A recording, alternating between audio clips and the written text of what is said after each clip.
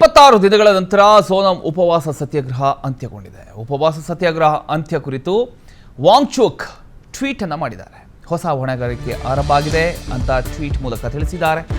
ಪರೀಕ್ಷಾ ವೈಫಲ್ಯ ಕುರಿತು ಸಂಸತ್ತಿನಲ್ಲಿ ಚರ್ಚಿಸೋ ಭರವಸೆಯನ್ನು ಕೂಡ ಸೋನಂ ವಾಂಗ್ಚುಕ್ ಅವರು ನೀಡಿದ್ದಾರೆ. ಉಪವಾಸ ಸತ್ಯಾಗ್ರಹ ಅಂತ್ಯ ಕುರಿತು ಟ್ವೀಟ್ ಮೂಲಕ ವಾಂಗ್ಚುಕ್ ಅವರು ಇದಿಷ್ಟು ವಿಚಾರಗಳನ್ನು ಹೇಳಿದ್ದಾರೆ. ಪರೀಕ್ಷಾ ವೈಫಲ್ಯ ಕುರಿತು ಸಂಸತ್ತಿನಲ್ಲಿ ಚರ್ಚಿಸತಕ್ಕಂಥ ಒಂದು ಭರವಸೆ ಇದೆ. ಸರ್ಕಾರ ಹಾಗೂ ಎಲ್ಲ ಸಂಸದರು ಭರವಸೆ ನೀಡಿದ್ದಾರೆ. ಯುವಕರ ಮೇಲಿನ ಪ್ರಕರಣಗಳು ರದ್ದಾಗುತ್ತೆ ಅಂತ ಟ್ವೀಟ್ ಮೂಲಕ ಸೋನಂ ವಾಂಗ್ಚುಕ್ ಮಾಹಿತಿಯನ್ನು ಕೊಟ್ಟಿದ್ದಾರೆ. ಆಸ್ಪತ್ರೆಯ ಒಂದು ದೃಶ್ಯವನ್ನು ಗಮನಿಸ್ತಾ ಇದ್ದೀರಿ. ಅಲ್ಲಿಗೆ JP ನಡ್ಡಾ ಅವರು ಭೇಟಿ ಕೊಟ್ಟಿದ್ರು.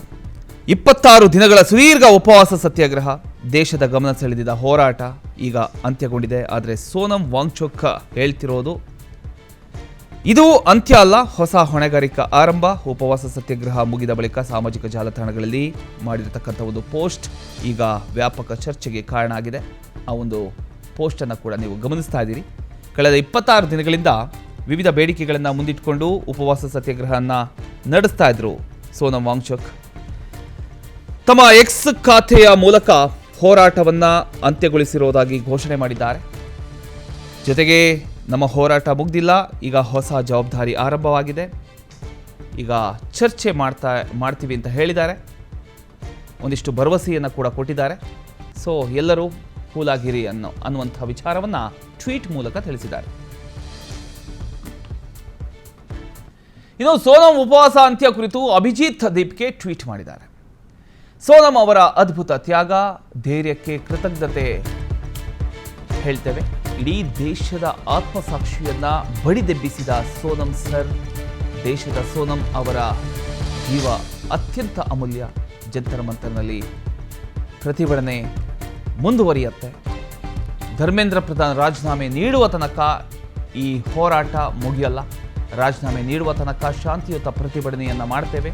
ಕಾಕ್ರೋಚ್ ಪಾರ್ಟಿ ಸಂಸ್ಥಾಪಕ ಅಭಿಜಿತ್ ಟ್ವೀಟ್ ಮಾಡುವ ಮೂಲಕ ಇಷ್ಟು ವಿಚಾರಗಳನ್ನು ಉಲ್ಲೇಖ ಮಾಡಿ ಟ್ವೀಟ್ ಮಾಡಿದ್ದಾರೆ. ಆ ಟ್ವೀಟನ್ನು ಗಮನಿಸ್ತಾ ಇದ್ದೀರಿ. ಅಭಿಜಿತ್ ದೀಪ್ಗೆ ಅವರ ಟ್ವೀಟ್ ಅದು.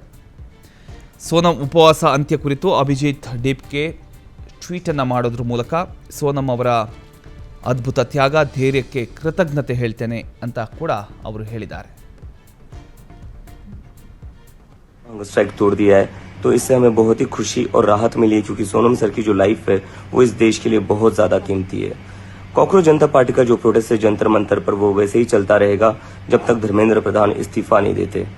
सोनम सर का जो सैक्रिफाइस रहा है 26 दिनों का, उसे हम वेस्ट नहीं जाने देंगे. जो दिल्ली पुलिस ने ब्रूटैलिटी करी है स्टूडेंट्स के अगेंस्ट, उन स्टूडेंट्स की जो सैक्रिफाइस थी उन्हें हम वेस्ट नहीं जाने देंगे. तो हमारा प्रोटेस्ट तब तक चलता रहेगा जब तक धर्मेंद्र प्रधान रिजाइन नहीं करते. सोनम सर ने अपना